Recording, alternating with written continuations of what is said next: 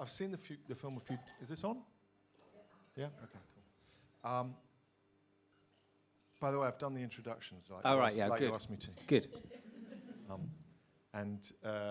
So we'll move straight on, which is what you said.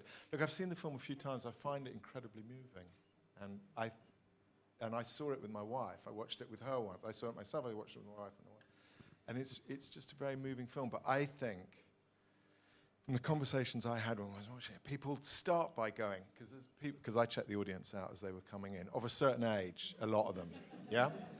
And I think I don't know about you guys, and I'm sort of taken by the idea of how the film was done. We should go early to questions. We should. Can we have the first image up, just because it's a still from the film? It might be nice just to have that up. There we go. Yeah. And I think the first thing people were saying is, that's how I got in. That's where I am. You know, like me, it was the environmental movement. That's where I got the music. I wasn't a dancer.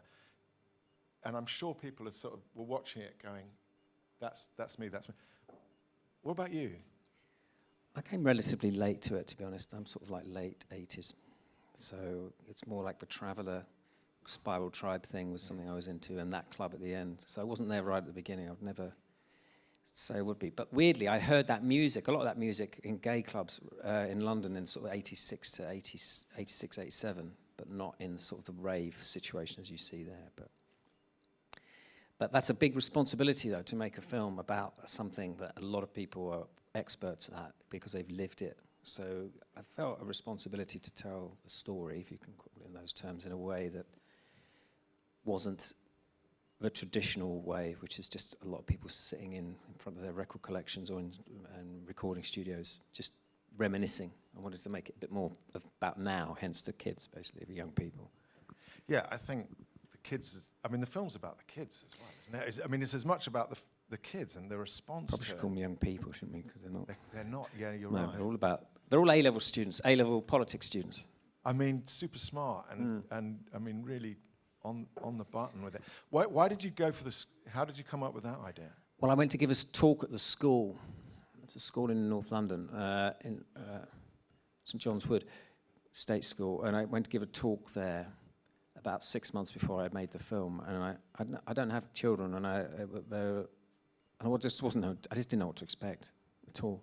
And I gave a talk about my work, and I got such a great feeling from the young people. So I got such an amazing energy and warmth from them that I wasn't expecting. I was quite taken aback.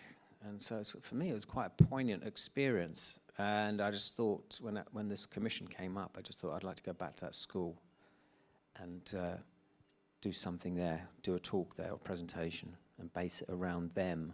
So you're seeing the film and the archive, especially through their eyes. For me, that was really important, that they're always on our mind. And you could have done that in a number of ways. You went to be a teacher. I have to say, I think you're the teacher we all wanted. You were great. What did you think about being a teacher? That would be the only class I could give, though. So I'd have to give that every day for 2 years. It was the most exhausting day of my life. It was absolutely exhausting. I've got high regard for teachers anyway, but after that, my regard for teachers went through the roof, because you're basically acting, aren't you, if you're a teacher? You're on stage, and you're just trying to keep your audience engaged, and a lot of them don't necessarily want even to be there. So it was exhausting, but I enjoyed it, and I enjoyed them being there, obviously. It was a very hot day. We did it all in a day. There are far too many young people there because everyone agreed to do it. No one said they didn't want to do it, so we thought we'd have a bit of a dropout, but we didn't at all. So it's actually 2 years in one room of A-level politics students. So, and a number of technical people as well, cameramen and so on, camera people and whatnot. But so there's a lot of people in a room with a big window and the sun coming in. So by the end of the day, it was so hot, but they were very, they kept awake and engaged, and their teacher's an amazing guy as well. He basically made it happen, the guy at the beginning who's doing the roll call. I really wanted that in. I wanted him in it, but also I wanted all their names in it. Yeah. So it gives you an idea of who these people are, at least. Well, it's a changing Britain from the people we saw in the film. Completely different, isn't it? And I think 90% of those young people, their parents were not born in Britain. Their parents, and some of them probably weren't. and their parents come from like war zones, basically. So they're proper asylum seekers, refugees, effectively. And this is the first generation of British children, effectively. So I think that, for me, that was a very important thing. And what do you think? I mean, there was some, you know, it was beautifully cut with with the faces just showing things. I mean, you must have taken a long time picking that up and editing it. And I wanted those reactions to be related to those moments as well. So we had 2 cameras on the young people, one on me, and so we took more care over their reactions than on me in a way. Filming me was easy there, but we just tried to get angles where we could try and get them laughing or frowning or just looking puzzled or whatever. So I would say almost exclusively the reactions you see are of those moments, because you can cheat that very easily, obviously, but we try to keep some sort of authenticity there. And what do you think, what was the moment, do you think, of biggest impact for them? I think maybe the miners' strike footage. Yeah. You know, I think they were shocked by that sort of brutality. Also, it's a white riot in the countryside, effectively, which is something they probably weren't expecting to see. I saw it. I watched it with my 17-year-old son, and he was like, it was that moment. Yeah. It was like, really? Yeah. I mean, I don't know about. I'm shocked seeing that, and I lived through it, and I couldn't remember quite how. I mean, it was extraordinary. Yeah, and that was 1984, and the track was written in '89. But I know Bill and Jimmy from the KLF and Jimmy Courty. First time I met him, we talked about that footage and about the horses in it and everything, and it totally, you know, it was obsessing him 10 years later when I met him, or more than 10 years later. No, it was 10 years later. It was in '97 I met him, and he was still thinking about it. And that's why I put the music over, because I knew that had some sort of influence on him, that footage, or watching that for a year, every night on telly, seeing things like that. Has an effect, doesn't it? And so that's why I put that over it, because I always thought that music was very stirring, that track, and had a sinister edge to it, a very sinister edge to it. So yeah, that, and just maybe the way people behaved at the parties and the raves and the clubs. They're not surveilling each other and themselves with cameras and phones, and I think that's something they found very interesting, you know, a pre-internet world. Yeah, I'm sure I was watching it with my son, who also had his phone in one hand as he was watching it. I mean, I'm sort of intrigued by the conclusions. You did get them to read, presumably, the comments under the line on YouTube. I did. So that is at the end. And maybe it's not as clear as it could be just watching it, but they're reading the comments on YouTube. Yeah. And there's, you know, and there were other comments I would not want them to read, because there were racist comments as well. Not about them, but about those clips. There's all sorts of weird Brexit stuff. And I got stuff after the film came out.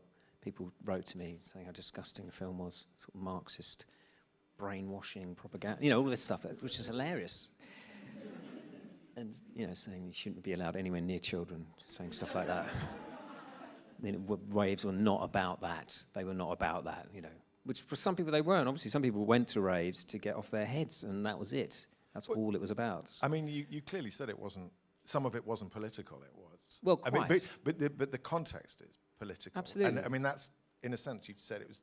You were scared about making a film about something people are real experts in, but actually, you were making a film about the changing context of Britain. I think I was taking a wider view, and I was taking a step back. I think that's what I was doing. I was not trying to talk about individual songs or clubs or DJs or drugs even.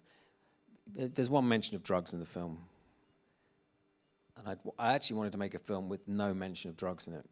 And that's how when I was speaking to Bill Drummond, from the formerly of the KLF, I said to him, I want to make a film without talking about drugs or DJs, and he was very excited by that. But in the end, I had to mention it once, but it was very difficult to talk about drugs in front of them because they're school children and you have to do it in a certain way. And the teacher said to me, if you start talking about drugs in any sort of positive way, I'm going to have to just stop the class. And that's the end of that's the end of your film. So just be very careful what you say. So in the end, I just said one thing, and that was fine. That was Mr. Russell. I noticed in Yeah. in the thing at the end, he's the only person who's called Mr. Yes. It's really nice. Yeah. Like he's the teacher. But he's a very, He he's was one of good, these, wasn't he? he's one of these very inspirational teachers to those young people, and I got to know them a little bit, and they thought he was amazing. He's openly gay, and talks about his husband, and talks about gay rights to them, and all those things. They totally respect him. He has a quite interesting history in terms of gay rights and the club scene, and so, but a lot of those young people now at university, probably because of him doing international law and politics and so on. So he's one of these inspirational teachers that they really love and respect, and who has, really helped them, I think, those young people. So I'm still in touch with them, actually. I go to the school. I've been to school a few times since. I'm meant to be going back quite soon, actually, just to give a talk about whatever to the youngsters. So. Good. I mean, you didn't mention. I mean, you mentioned drugs. You didn't mention ecstasy. You didn't mention the love scene. I mean, I couldn't really. But I thought it was interesting. But it was there. If you know about it, you could see that some of those people are definitely, enjoying it. And so, but I couldn't. You can show it, but you can't explain it necessarily. And I didn't want to jeopardize the whole film by just saying the wrong thing. Because I did actually say for some people it was a liberation, but for others it was this. So I just gave both sides. I did it both sides. I thought it was fun, but I was wondering whether you'd got a sneaky across-time reference, because I thought a couple of those kids, the people who were doing the mixing, there was a little flirtation going on there. I thought you were... What, between them, you mean? Yeah, between them. Oh, I thought they were flirting over the music for sure. I think so. It was very important to have that. Well, it's this moment, actually, isn't it? Yeah, it's the guy up there and the girl there. They were like, when they were doing it themselves, they both got brilliant faces. They were just so... And he does sort of vocals and stuff. We never got round to him doing it. I mean, it was filmed, like I said, it was filmed over a day, and it was just relentless, just having to do things. And then sometimes, that was like 20 minutes. We just said, right, just get on that and see what you can do, and just make a noise, basically, and it'll be fun. And it was. And it was for them, it was a bit of a breakout thing. But it's quite funny, the boy in the middle was really into tech, obviously, and he just wanted to sort of do all the knob twiddling. And But also the other interesting was that the young men really didn't talk much compared to the young women. If you notice, there's no young man speaks in the film until it comes to the thing about the clubs, or maybe they read out something. It was the young women who were much more opinionated and wanted to speak and weren't embarrassed to speak as well. I think there's something around that. Oh, they were hugely articulate, weren't they? Yeah. They were really got pertinent points. They did. Probably even without realising it, in a sense. There's one question is you can barely hear it when she asks about the miners' strike and climate change. Yeah. Of course, which is like, wow, of course, this is so obvious in a way. Wasn't the issue. No, but it should have been in a way. If you made it around that, then it might have been different. And so there's all this. Yes, so those unexpected moments were really great, and it was a very tiring day. But I really wanted to make a film that was not the traditional BBC 4 Friday night. But you did make it for BBC. Well, no, I didn't actually. The weird thing was I made it. It was paid for by Gucci. We might even say so at the end. Paid for by Gucci. They wanted a 20-minute film about London, clubs in London. And halfway through, I realised that, but it was only meant to be 20 minutes because I was making an hour. I was making a proper film as I saw it. But it was too late by then. But also, you can't make a 20-minute film about that scene. It'd be a laughing stock. So I made the film I wanted to make, and they didn't really get involved at all, and they just accepted it effectively. They were worried about the drugs thing. Which I thought was funny in a way, because the fashion world is awash with drugs. But they just were worried, but they didn't need to be because I wasn't concentrating on that.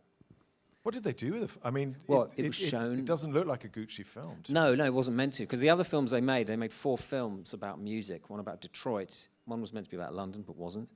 One was about Italy, club in Italy, and the other one was. Actually can't remember, maybe New York or something. But they were just put out online and whatnot. But because it was an hour long, but it was shown at the Odd Festival, and then I had a screening in someone's studio and got a lot of people along, including the people from the BBC. I said, I basically said, I'll give you this film. You can have it and show it on telly, but please just show it on telly. And they didn't show it for like 9 months. And then they showed it at a very strange time, like 10:35 or 11:35 in the evening. It was on a Friday, which is something, but in the summer. So not the best slot, but it was very well received, thankfully, so it went well. Because it's not a BBC film. I can't see it as a Gucci film, but I don't see it as a BBC film. I mean, it's interesting. Sorry, you know that whole thing? You had one job, and my one job was to introduce this film, and I forgot to give the title. I apologise to everybody. But I was going to ask about that, because the title, the second half of the title.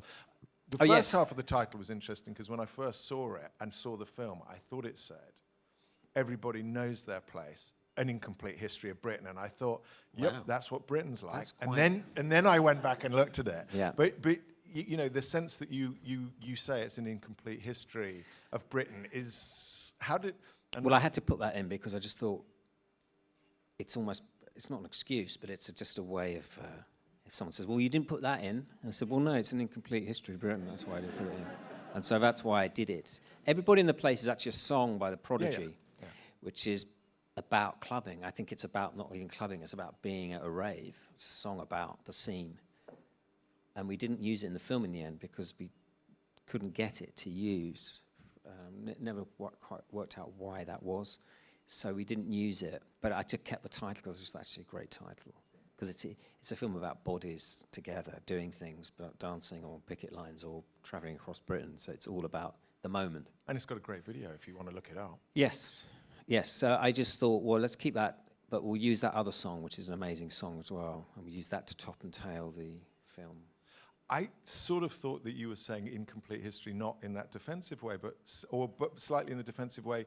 It's going on the BBC, you're being a documentary maker, but actually I don't want to get too into this. You're an artist and you're making a documentary, and you're a director, and where does that fit? It's a very subjective film, actually. Yeah. And I think I even say it.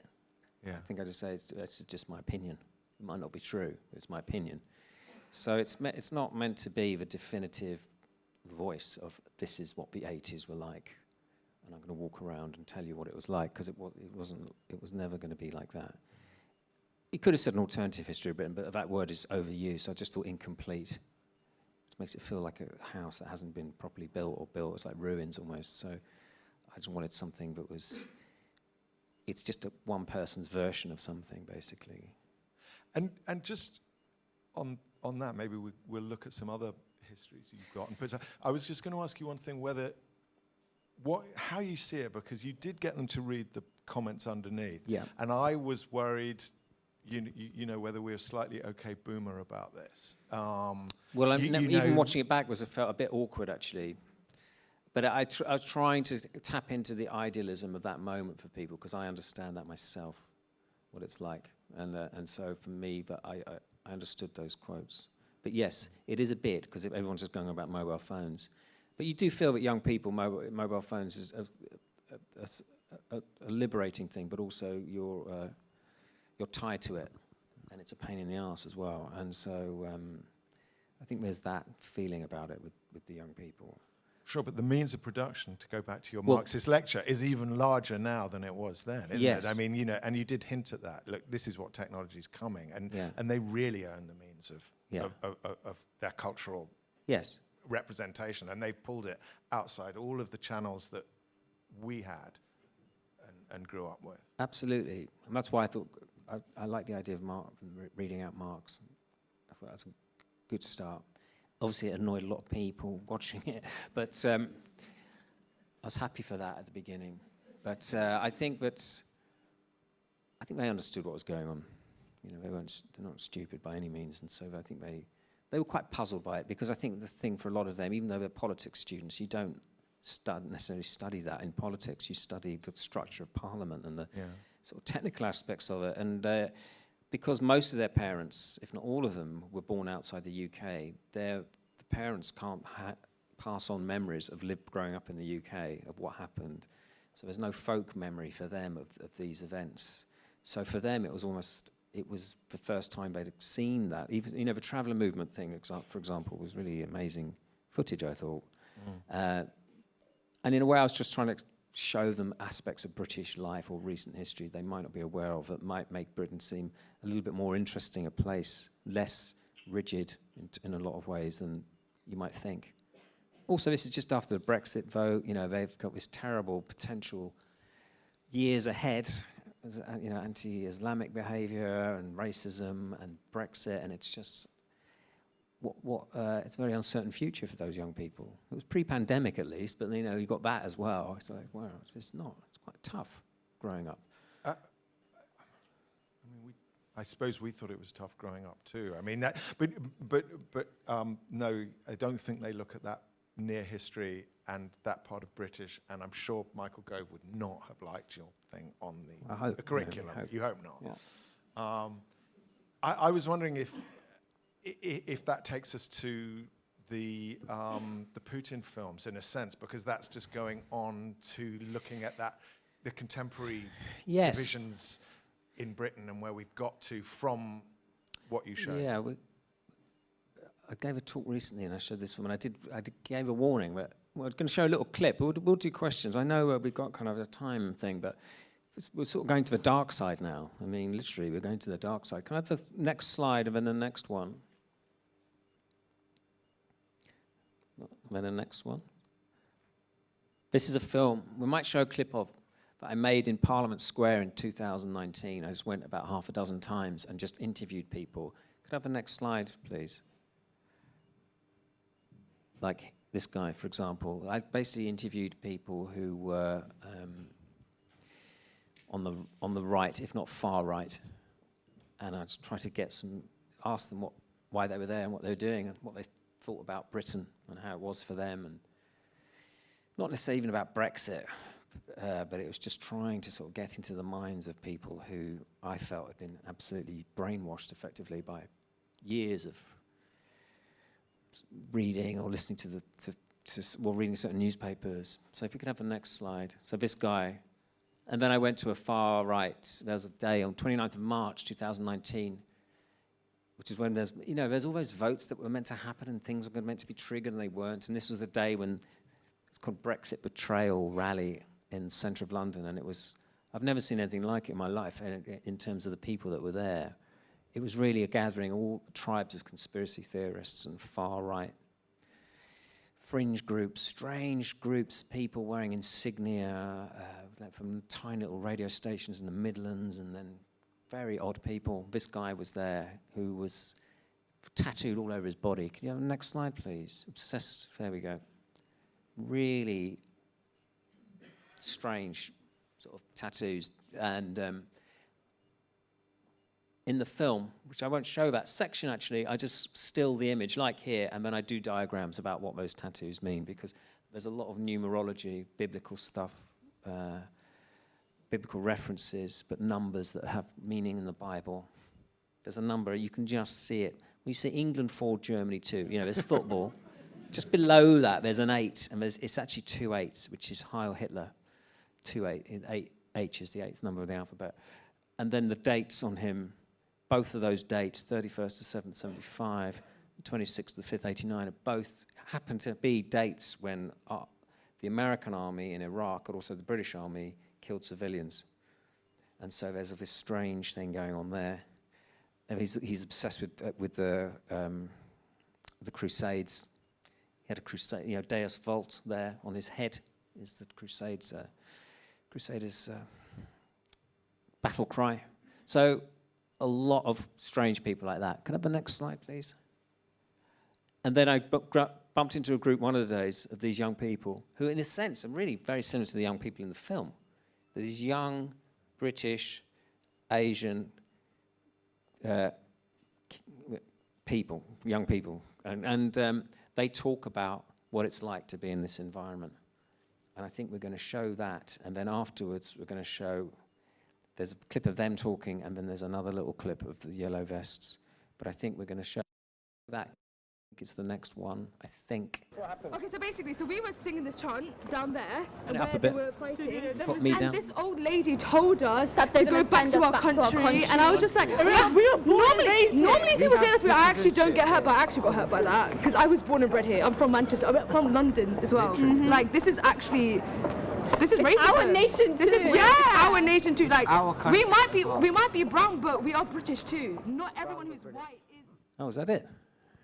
What happened? Okay, so basically, we were singing this chant. Like, there's actually people coming in. Bring the community together. Have you had any good discussions? Yeah, So many, and people are just so nice. Are you worried about the future of Britain and your role with Of course we are. Yeah. it? It affects us. It's the most. our future too. We're the people that are living in this afterwards. Everyone's Yeah. gonna die away. We're the youngest.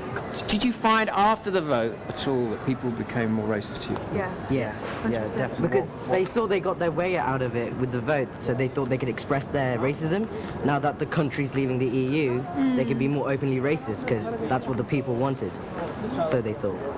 I've actually heard so many people's opinions, and there are like there's change happening. So The yeah, change is coming. change is coming. The change is hopefully. coming. He's so famous. I'm It's a video. Come on, say something. Hi, I'm Femi. We're here outside Parliament.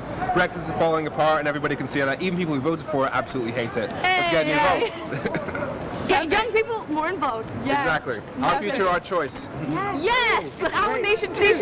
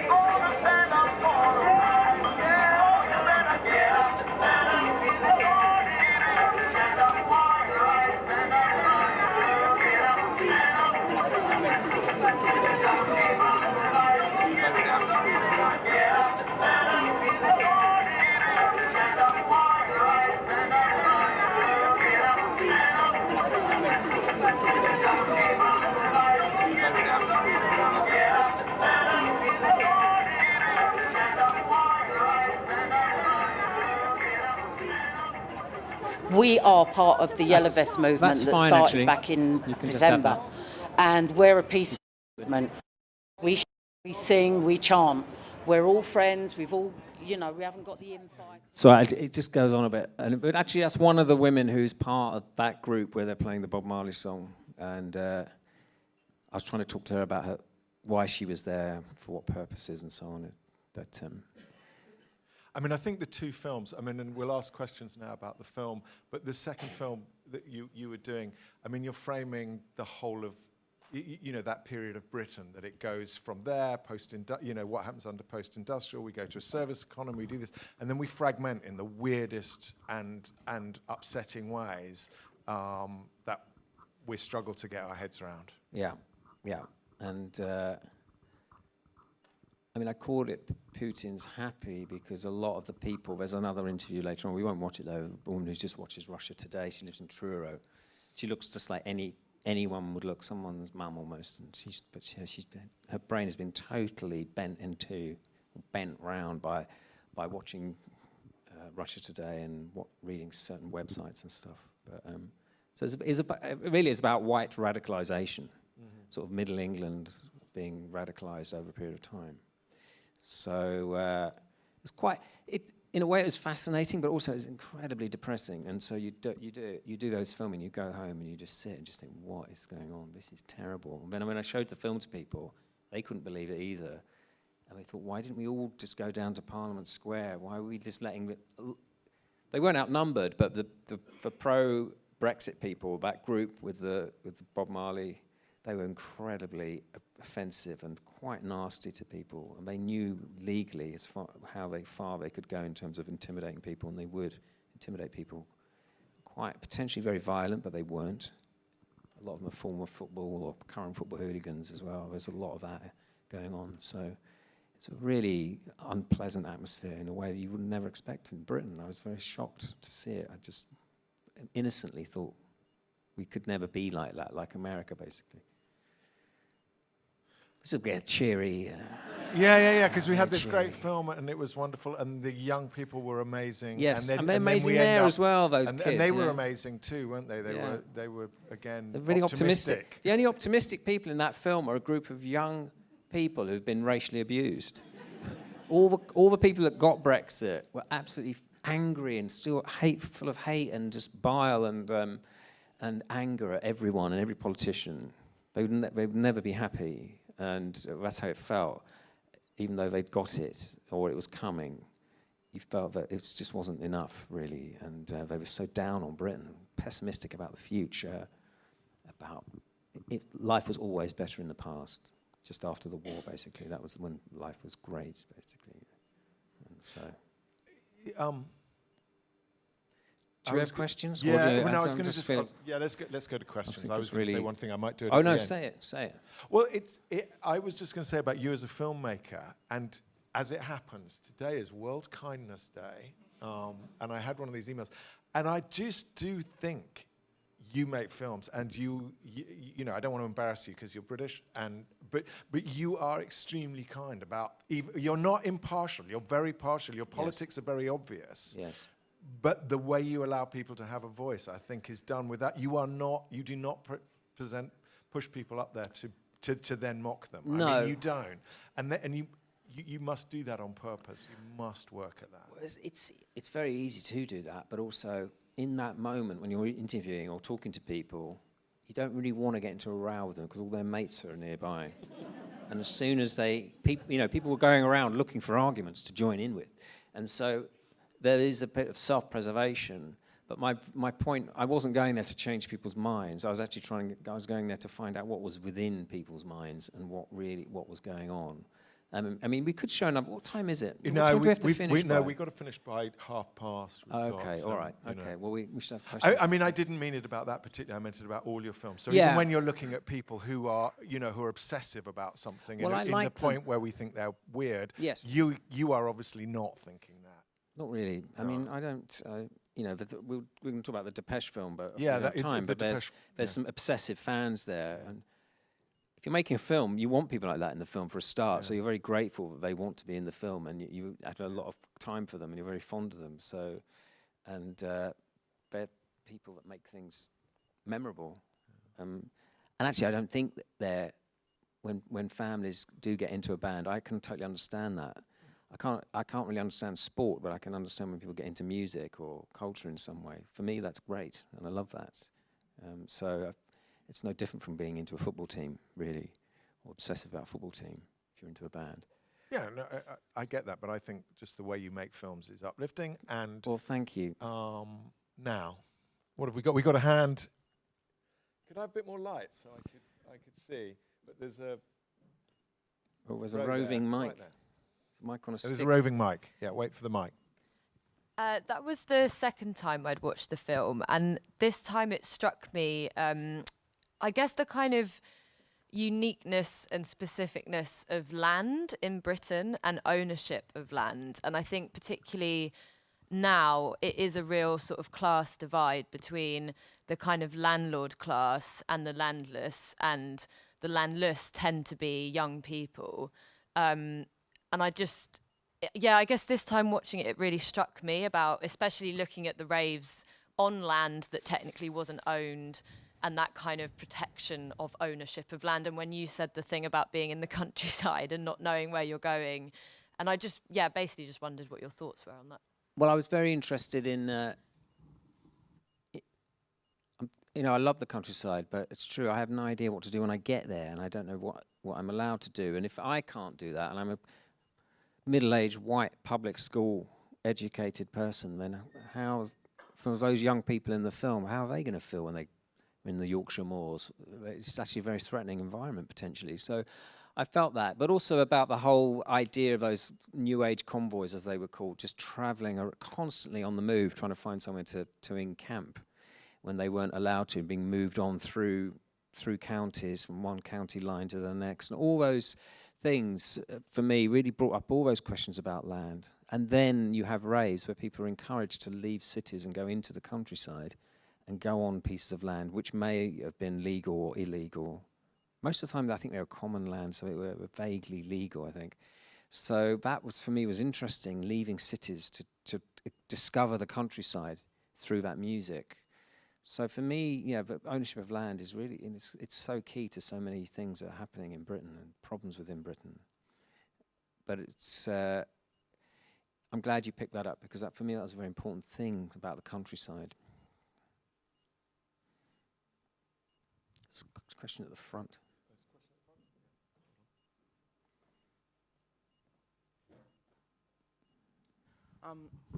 Hi, I just going back to the music part of things, how you were saying like it started in Detroit and then it went on to England and then it became more mainstream and more mainstream, and then it's almost like a champagne fountain of things. And That's then a nice way of putting it.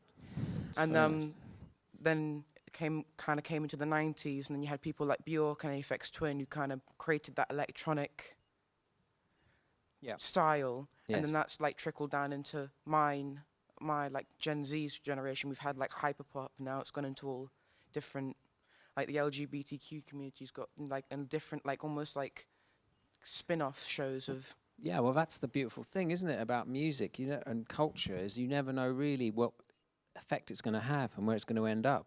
So I'm sure when those gay men in 1985 or 1986 in Chicago are making music, they had no idea that 3-4 years later there'd be 20,000 people dancing to that music in a field in the middle of Britain.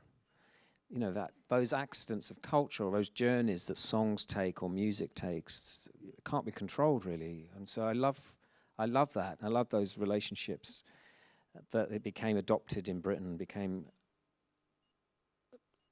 listened to by a lot, like everybody. It wasn't just if you were gay or if you were black, or in tiny clubs. It was for everybody. And so that's when a lot of those DJs went to Britain. They couldn't believe it when they were DJing. They were DJing to tens of thousands of people, whereas that no one in America had heard of them, basically. So all of that to and fro of culture, I think, is really so interesting. And so for example, when I made the film, which we're not going to watch, about Depeche Mode, that's about electronic music in Britain going to Eastern Europe and going to Russia and the effect it has on people there. So it's these real accidents that you can't make happen, much that you might want to. They just happen because people are ready for it or want it.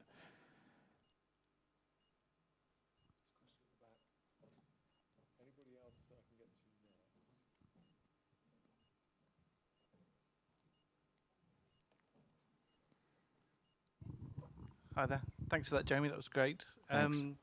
Especially like the Shelley's footage, by the way. I was there in '92. So Oh, really? Yeah. Are you in that clip? Have you seen yourself? As soon as it came on at the beginning, I recognised that queue because we used to stand in that queue for like 3 hours. I mean, that queue is amazing, isn't it? Sorry, that's not what my question was. Oh, no. But let's return to that in a minute, because that's such a... Yeah. I cried through the film because, like, seriously, and I saw that at the end, like, it started me crying again. Sorry, anyway, the question was, we all had a jolly good laugh at the Tories, kind of on the green benches, 4 of them, and kind of, oh, it's not good, this kind of thing, young people, blah, blah, blah. And, eventually that became the criminal justice bill and arguably shut down some of that scene. But we're laughing about it now, but it's actually happening now, and the same people who we were teenagers then, 25 years later, the bastards are back to do it again. Now they're taking away our right to protest and to, It's it's actually 30 years. But it's literally the same people, or people who are our age then, who are young Tories or wherever they were, kind of excited by this, and so it's the next generation, isn't it, basically? Well, and also it's the daughter of an immigrant who's leading the charge. Yeah. That, the same people who your film was about, who you introduced the whole concept through is... Absolutely, but you're right. You get flashbacks, don't you, in terms if you're of a certain age, when you see people pop up on TV or people like the people you remember. So you do have that. And we feel we know them better. I mean, I went to school with one of those people, so I kind of know their environment they're from and who they are. So you take it personally, I think. I take it personally. But that queue, going back to something, that was shot by, there's some 18-year-old guy when he was 18 at the time. He shot the queue. It's actually longer than the intro. The intro is long, but there's more to it. And you'd see in the queue people that you've seen later in the club, and they're basically children. They're so young. But he did an amazing thing. He shot the queue, and he went into the club and did that amazing shot, just walking around quite slowly.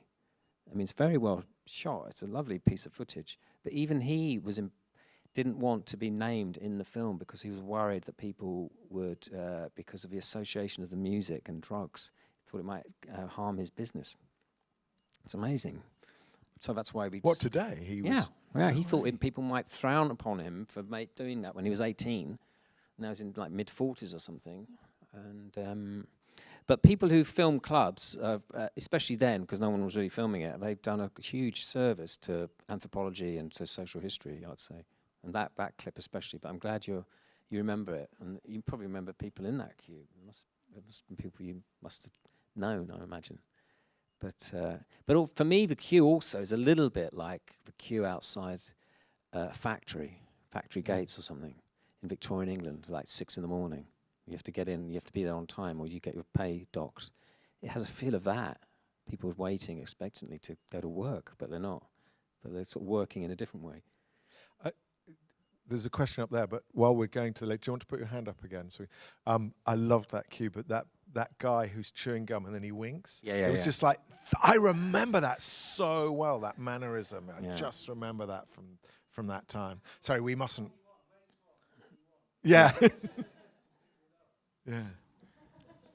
So I did history at my A-levels as well, and politics, and we studied Orgreave. Could you speak up a bit? Yeah. So I studied Orgreave and similar events at school, and it really surprised me that that girl asked whether the miners' strike was for environmental reasons as well as economic. But I was wondering if there was anything that they asked, or maybe something that they really understood far more than you would have expected that surprised you or shocked you. I think for me, the surprising thing was when they talked about the countryside, but also leaving London and what it felt like to leave London. When that young woman said she went to Oxford, which I don't think is the countryside, but maybe compared to London it is, and how she felt uneasy being in Oxford. She probably went to some study day or some open day of the university, I imagine, but she's got a bad feeling about it, just being in that environment, which kind of shows a number of things, not least that those universities have still got quite a lot of work to do, I'd imagine, in attracting students who are not from private schools or don't have certain other experiences. But for me, that was probably the most upsetting thing, in a way, if that's the right term. But, you know, if I was going to make the film again, I would definitely do different things. I would definitely do different things. I was thinking about it today, but I've just gone out of my head. There's one thing I was going to try and would have done, but I can't watch it. I was up there to the last half hour, and I find it almost impossible to watch myself. I just feel like I hate it, me in it. I love all the archive, and I love them. And what we try to do with the archive, we have really big, substantial clips, not just have 20 seconds or 10 seconds, which you see most of these things, or use it for voiceover. You just talk over it. I mean, there is voiceover, but it's the people who shot the archive or who are actually there rather than someone just talking about the scene, really. On the whole, it's the people. And so for me, it was really important to have big, big chunks of archive to really get into it. So the stuff in Salisbury, for example, with the travellers and all those things, really, so you really get into the atmosphere of a time. That's an amazing documentary that's taken from that footage of people trying to get to Stonehenge. It's a 30-minute film. It's a beautiful film. It's all shot on film, and it's just amazing. It looks amazing, and that's just like a little 2-minute edit, effectively, of the film we did. In the back row, and we're coming towards the end. I'm going to be kicked off in a minute. Are we? Thank you. It's the first time I saw the film. I thought it was really amazing and interesting. But to come back to, and I think my question sort of relates to what you were just saying about what you might do differently. And I guess it was just, I'm really interested in why you chose that particular school. And coming on from that, did you feel you wanted to give them more of a voice? Because I guess I feel sometimes I'm looking at them, and that I want to know more about their perspective.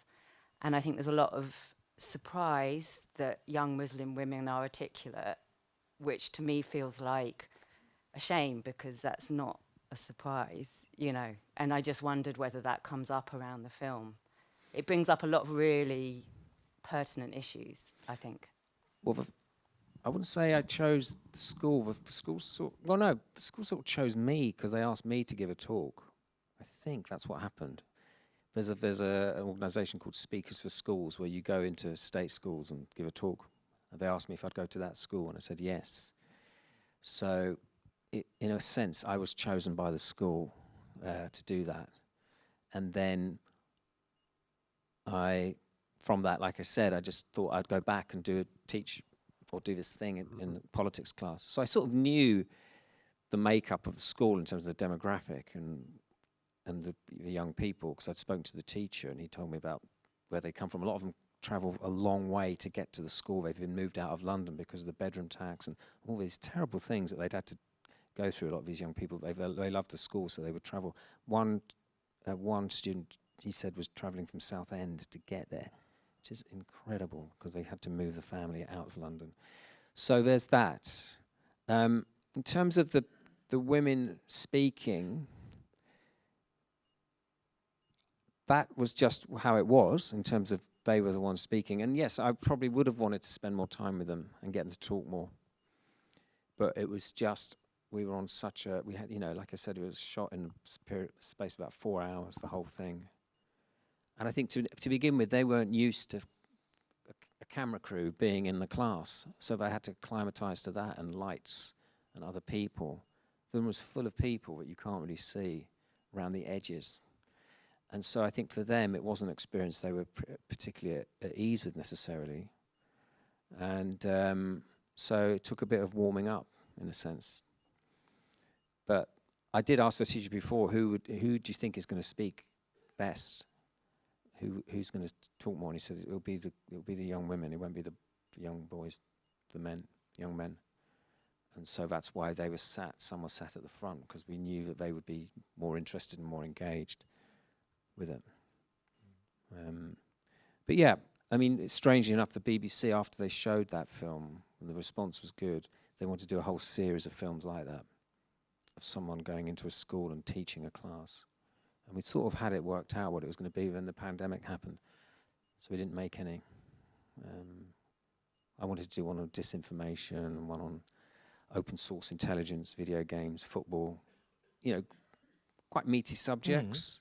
And get experts in to talk about their view on those things and so on, but it didn't happen. And just as we wrap up, I mean, if you're not going to be doing that now, this is a documentary festival, so think about your work in film. What have you got coming up? What's the subject matter? No, there's no. I mean, I'm not really a filmmaker. I'm an artist, so I don't have a regular sort of film career.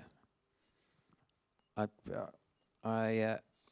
did want to make a film about Roxy Music, which is very different from what you've just seen, but that's, you know, everything's sort of slowed down a bit. I mean, everything's just getting back to something at the moment, back to speed, but that might not happen ever anyway. But I've done other things. I did something in Australia last Saturday in Australia. I believe you did. Which I your thought, contribution to the Succession scene. Well, it was meant to happen 1.5 years ago, but it happened. You can look, if you go on Instagram, you can find it. I won't even describe it.